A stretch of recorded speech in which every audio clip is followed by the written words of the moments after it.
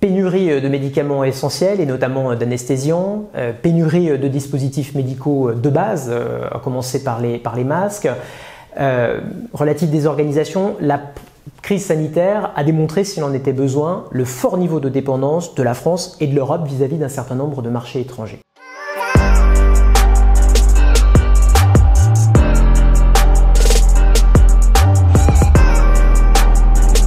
Si bien qu'aujourd'hui, le terme de la souveraineté industrielle, de la souveraineté en santé est devenu un leitmotiv pour un bon nombre d'éditorialistes et d'observateurs du monde de la santé. Mais au fond, de quoi parle-t-on quand on parle de souveraineté en santé? Est-ce qu'une souveraineté en santé est possible, est un objectif atteignable?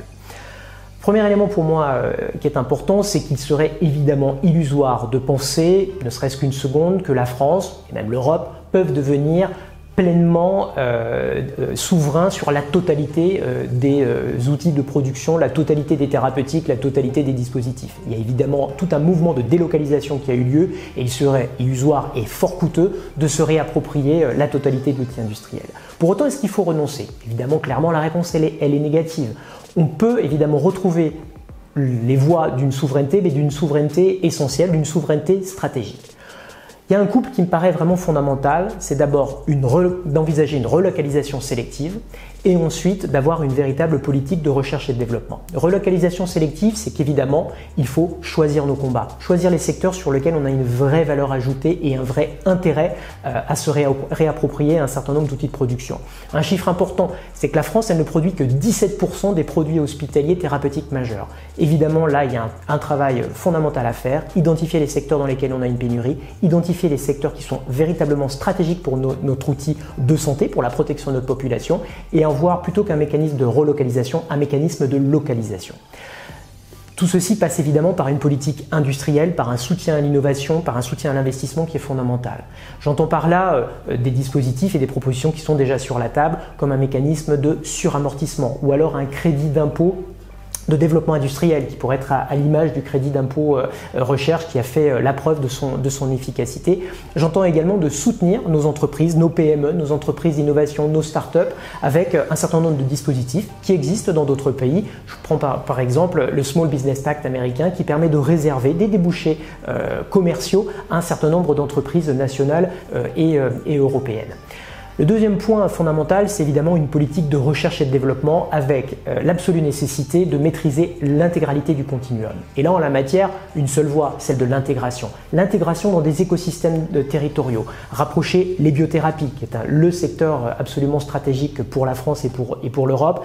Intégrer donc les entreprises de biothérapie, les entreprises et les outils industriels au sein de campus de santé. Rapprocher l'hôpital de l'univers de l'industrie.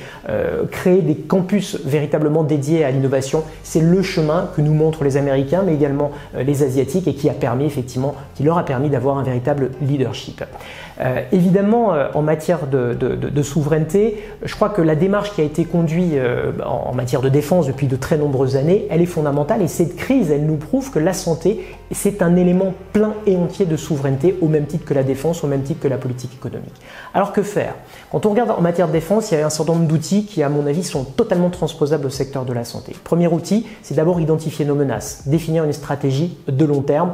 Je crois que la notion peut-être de livre blanc, ou en tout cas d'avoir un moment ou de vraie réflexion sur l'évolution de notre système de santé et de notre outil industriel associé à 15 à 20 ans est absolument essentiel.